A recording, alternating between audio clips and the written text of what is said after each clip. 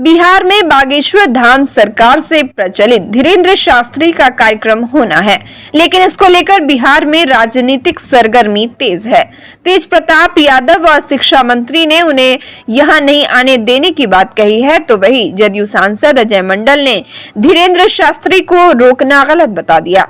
अजय मंडल ने कहा कि भारत धर्मनिरपेक्ष देश है, यहाँ किसी भी कोने में किसी को जाने से रोकना नहीं चाहिए। यहाँ सभी धर्मों को समान रूप से देखा जाता है। किसी भी धर्म के खिलाफ किसी को भी कमेंट करने का अधिकार नहीं है। भाजपा पर ही उन्होंने आरोप लगाते हुए कहा कि भाजपा ने देश में माहौल बिगाड़ कर रखा है। देखिए, कौन धोनी है या कौन नहीं आना चाहिए, बाबा आ रहे हैं, नहीं आना चाहिए, इसमें ये देश ही जो है धर्मनिरपेक्ष देश है। कोई किन्हीं चीज को लेकर चलते हैं, यहाँ धर्म की तो बात ही नहीं होनी चाहिए। और अगर आप कहते हैं रोकना चाहिए तो रुकना भी नहीं चाहिए, क्योंकि धर्मनिरपेक्ष देश है। यहाँ हिंदू, मुस्लिम, सिख, ईसाई सबों को बिल्कुल अपने धर्म का और धर्म के पक्ष में चलने का अधिकार है। वो कहीं भी चल सकते हैं, कहीं भी जा सकते हैं। उनको रोकना भी मेरे समझ से गलत है, या उनके विरुद्ध बोलना भी गलत है। हम क्या जाने कि कौन बाबा गलत है या कौन सही है। बाबा तो हैं, इसीलिए मैं ना बाबा का विरोध करता हूं और ना बाबा के समर्थन में कोई बात करता हूं, क्योंकि धर्मनिरपेक्ष है। हम जिस धर्म को मानते हैं, बाबा भी उसी धर्म को मानते हैं। हम उस सब चारों धर्म के प्रति अपना श्रद्धा रखता हूं, और चारों धर्म देश का है, इसलिए देश के प्रति मेरा श्रद्धा है। सनातन धर्म को किस तरह से देख रहे हैं आप? सनातन धर्म को जिस तरह हम चारों धर्म को देखते हैं, उसी तरह हम सनातन धर्म को भी देखते हैं। भागलपुर में इंसान और पक्षी के प्रेम का अनूठा नमूना देखने को मिला। दरअसल भागलपुर के एक युवक के साथ सड़कों पर तोता बाइक से फर्राटे भरते देखा जा रहा है। कहते हैं ना, जब इंसान और जानवरों की दोस्ती होती है तो वह एक अलग मिसाल बन जाती है। कुछ ऐसा ही रिश्ता तोते और व्यक्ति में देखने को मिला। भागलपुर के कलीम के तोते के साथ जुगलबंदी चर्चा का विषय बन गया है। कुप्पा घाट मायगंज निवासी कलीम भागलपुर के बिजली विभाग के कर्मचारी है, जो अपने कंधे पर तोते को बैठाकर हर रोज बाइक से फर्राटे भरते हैं। इन दोनों की दोस्ती देख सभी हैरान है। सबसे बड़े ताज्जुब की बात यह है कि उसके कंधे से उसका तोता उड़ता नहीं है, बल्कि कंधे पर बड़े मजे से बैठा रहता है। तोता आया कलीम जी, ऑटोमेटिक ही आया था, उड़ते हुए। हाँ, तो हमारे बच्चे लोग छत पे खेल रहे थे जी। तो हम जब ऑफिस से गए तो बोला कि पापा ये तोता पकड़े हैं, तो उनको हम पिंजड़ा में रखने लगे। ये बहुत परेशान करता था, हम इसको पिंजड़े से खोल दिए। कितने महीनों से रख रहे हैं इसको? 5 महीने से रख रहे हैं। 5 महीने से। क्या नाम रखे हैं इसका? जेमी रखे हैं। अभी हम देखें कि तिलका जी के रोड पे आप इसको फराटेदार बाइक पे बैठ के घुमा कंधे पे। ये इसी तरह खुले मैदान में हमारे साथ चलते रहते हैं। अच्छा, हाँ। तो और क्या कुछ खासियत है कि ये बोलता है कुछ? क्या बोलता तो है, हर चीज बोलता है हमारे साथ। कहीं भागता तो नहीं? कंधे पे लेके आप बाइक चलाते आ रहे थे? नहीं, कहीं भागते नहीं है। अभी जैसे यहाँ भी आए, ऑफिस आए, यहाँ पे जितने आदमी इनको परेशान करेंगे, ये हर तरह की आवाज निकालेंगे, बोलेंगे उसको। दूसरों के कंधों पे जाता है क्या? जाते हैं, मगर उनको परेशान करते, कभी कान काटेंगे, कभी उस गर्दन काटेंगे, इस तरह से। और आपको कुछ नहीं करता? नहीं, हमारे साथ कुछ नहीं। आपके बच्चों को? मेरे बच्चों को भी नहीं। क्या नाम हुआ? मेरा नाम? हाँ, मेरा नाम एमडी कलीम है। कलीम जी, कहाँ रहते हैं आप? मैं कुप्पा घाट के आश्रम के नजदीक। क्या कर? बिहार में कथावाचक बाबा धीरेन्द्र शास्त्री के आगमन से पूर्व सियासत तेज है। राजद उन्हें बिहार में रोकने का प्लान कर रही है। वही इसको लेकर भागलपुर पहुंचे केंद्रीय राज्य मंत्री अश्विनी चौबे ने बड़ा बयान दिया है। मंत्री ने कहा कि बाल्यकाल से जिसने देश की दिशा और दशा को बदलने का संकल्प लिया, ऐसे संकल्पित व्यक्ति के सामने कोई टिक नहीं पाएगा। जो कहते हैं कि उन्हें आने नहीं देंगे, उसका 32 दांत झड़ जाएगा। उन्होंने कहा कि धीरेन्द्र शास्त्री का सफल कार्यक्रम होगा, मैं स्वयं वहां रहूंगा। देखते हैं किसकी मजाल है जो उन्हें रोक देगा। बिहार आने पर धीरेन्द्र शास्त्री सनातन संस्कृति के एक बहुत ही बड़े, कह सकते हैं, संरक्षक है। और उन्होंने बाल्यकाल से ही भक्ति भाव से, हनुमंत की शक्ति से देश को दिशा और दशा और दिशा दोनों बदलने का जो वो संकल्प लिया है, ऐसे संकल्पित व्यक्ति के सामने कोई टिक पाएगा? आपको मालूम है, आंधी के तरह उड़ जाएगा, आंधी के तरह उड़ जाएगा। इसलिए आप जो लोग कहते हैं कि हम उनको आने नहीं देंगे, उनका 32 दांत झड़ जाएगा। शिक्षा मंत्री तो गंदा काम करने वो आ रहे हैं। क्या शिक्षा मंत्री कह रहे हैं गंदा काम करने आ रहे हैं बिहार? भाई, शिक्षा मंत्री तो मूड है, इनको कोई शिक्षा और दीक्षा से लेना नहीं। बिहार की शिक्षा को इन्होंने चौपट कर दिया। जो आदमी रामचरितमानस को जो अपमान करेगा नहीं सहेगा हिंदुस्तान। और रामचरितमानस का अपमान करने वाला वो मिट्टी में मिल जाएगा। धीरेन्द्र शास्त्री का सफल कार्यक्रम होने दिया जाएगा। धीरेन्द्र शास्त्री का सफल कार्यक्रम होगा, मैं स्वयं खड़ा रहूंगा। देखते हैं किसका मजाल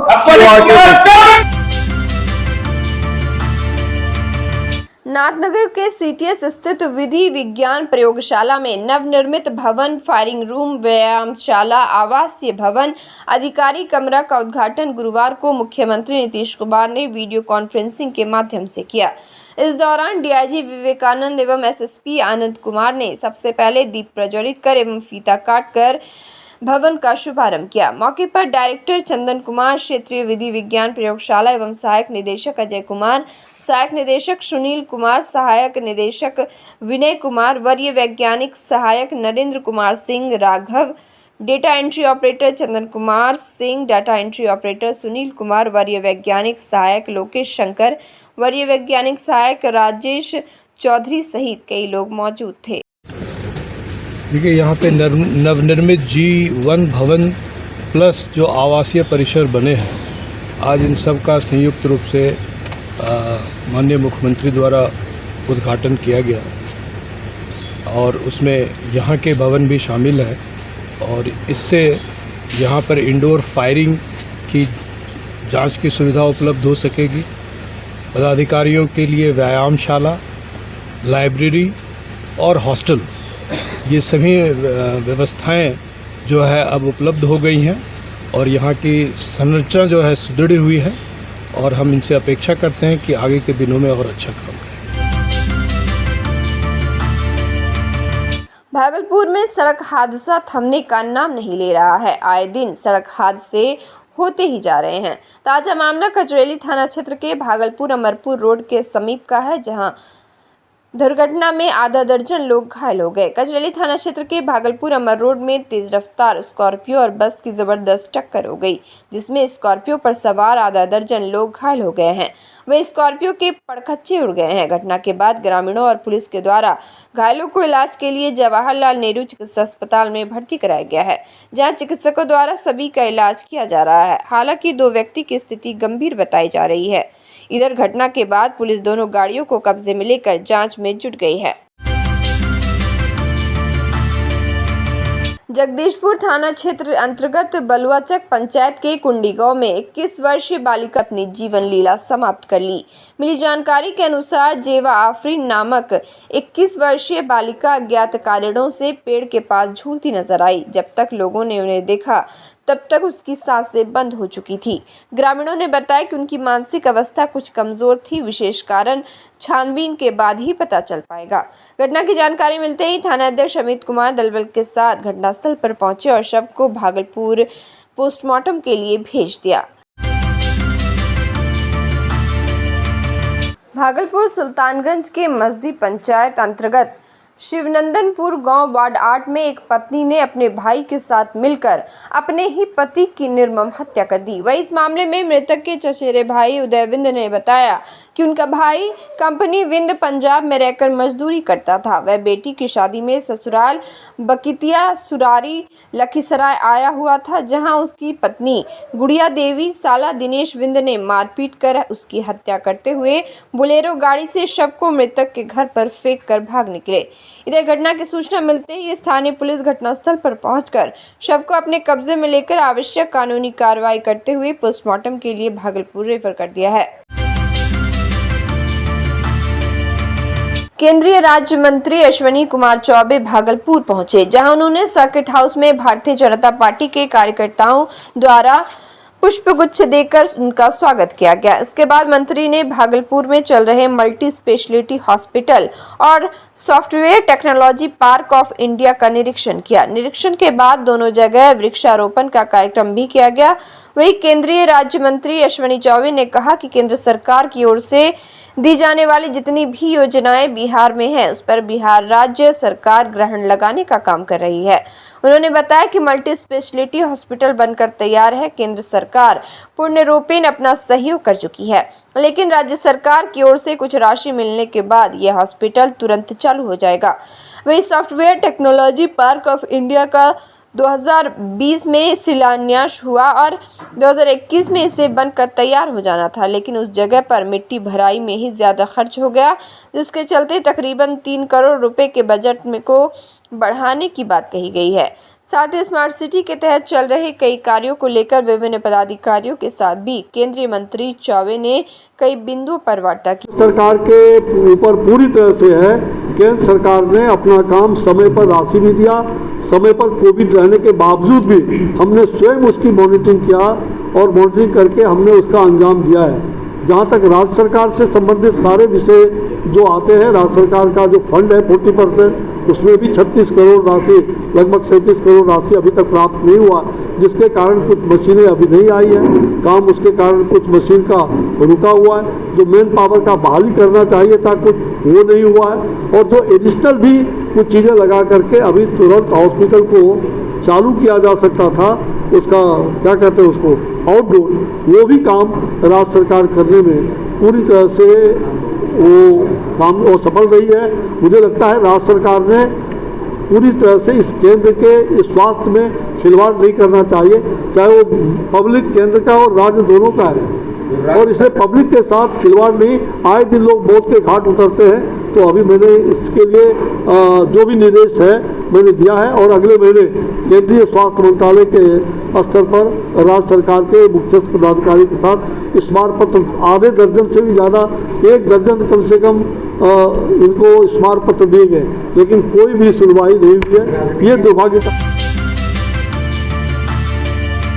भागलपुर के नौगछिया पुलिस जिला अंतर्गत भवानीपुर ओपी क्षेत्र के नारायणपुर सब्जी मंडी में 2 पक्षों में जमकर विवाद हो गया। विवाद इतना बढ़ा कि दोनों तरफ से जमकर ईंट और पत्थर चलने लगे। मामले में 4 लोग घायल हुए हैं, जिसे पीएचसी में भर्ती किया गया है। घटना के बाद पूरा इलाका पुलिस छावनी में तब्दील हो गया। दरअसल महर्षि मेही के जन्म जयंती को लेकर जुलूस निकाली गई थी। इस दौरान जुलूस में शामिल एक महिला को ठोकर लग गई, जिसके बाद विवाद शुरू हो गया। देखते ही देखते दोनों पक्षों के लोगों में जमकर मारपीट हुई। असामाजिक तत्वों ने सब्जी मंडी की सब्जियां सड़क पर फेंक दी और जमकर उत्पात मचाया। मामला बढ़ता देख एसपी, एसडीओ एवं एसडीपीओ दलबल के साथ पहुंचे और लोगों को समझा बुझाकर मामला शांत कराया। वहीं नारायणपुर के पीएचसी में 6 घायलों को भर्ती कराया गया। इनमें से 2 को जेएलएनएमसीएच रेफर कर दिया गया है। इधर एसडीपीओ दिलीप कुमार ने बताया कि शांति बनाने के लिए दोनों पक्षों के लोगों के साथ बैठक की जा रही है। कुछ लोग घायल हुए हैं, आगे की कार्रवाई की जाएगी। अभी स्थिति एकदम पीसफुल है, नियंत्रण में है। पुलिस और मजिस्ट्रेट साहब लोगों की डिपुटेशन हर जगह पर कर दिया गया है। हम लोग भी यहाँ कैंप कर रहे हैं और दोनों पक्षों के जो गणमान्य लोग हैं, जो शांति पसंद लोग हैं, उनके साथ अभी हम लोग मीटिंग करेंगे। इन सब चीज़ों का अस्थायी रूप से समाधान किया जा सके। और छोटी सी बात को लेकर के दोनों पक्ष के बीच में तू में हुआ और 2-3 लोगों को चोटें भी आई हैं और छोटी मोटी हल्की फुल्की चोट है। तो स्थिति एकदम नियंत्रण में। और सामाजिक तत्व इसमें लग जाते हैं, समाज के ही लोग हैं, असामाजिक नहीं कहेंगे। आवेश हो जाता है किसी छोटी छोटी बात को लेकर के। समाज में ऐसे लोग भी हैं जो ना समझ टाइप के हैं, तो उन्हीं के द्वारा ये थोड़ा मामला बढ़ गया था। और र्यूमर होता है इसमें, तो र्यूमर होने की वजह से दोनों पक्ष के लोग जुटने लगे थे। तो पुलिस और प्रशासन के लोग उनको समझाने में कामयाब रहे हैं और पब्लिक ही यहाँ जो जनप्रतिनिधि है उन्हीं के सहयोग से शांति स्थापित हुआ है। और दोनों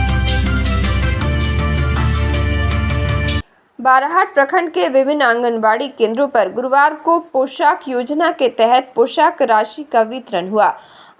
आकागोड़ा आंगनबाड़ी केंद्र संख्या 79 पर मुखिया नेहा कुमारी एवं सुपरवाइजर अरुणा सिन्हा की मौजूदगी में प्रत्येक बच्चों के अभिभावकों के बीच पोशाक राशि के रूप में 400 रुपये वितरण किया गया। फिलहाल उपलब्ध फंड के मुताबिक आंगनबाड़ी केंद्र के नामांकित 40 बच्चों के बीच पोशाक राशि वितरित किया गया। इसमें नियमित रूप से केंद्र पहुंचने वाले बच्चों को प्राथमिकता दी जा रही है। इस मौके पर अध्यक्ष पिंकी कुमारी, सेविका संगीता देवी, सहायिका करुणा देवी मौजूद थी।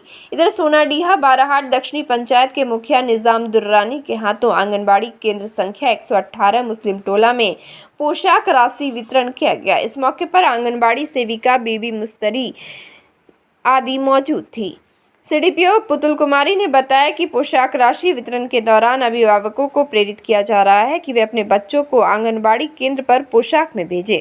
उन्होंने कहा कि सभी आने वाले केंद्र पर पारदर्शिता के साथ पोशाक राशि वितरण को लेकर मुखिया एवं वार्ड सदस्यों को लिखित सूचना भी भेजी गई है। अपने क्षेत्र में आप क्या पोशाक वितरण करवा रहे हैं? पोशाक राशि। अच्छा, कितना दे रहे हैं? 400। और कौन सा ईयर का है? 23 का। अच्छा अच्छा, सिर्फ पैसा ही दे रहे हैं ना? हाँ, जिसका 2 बच्चा है तो कितना दे रहा है? जिसका 2 बच्चा है उसको कितना दिलवा रहे हैं? 800।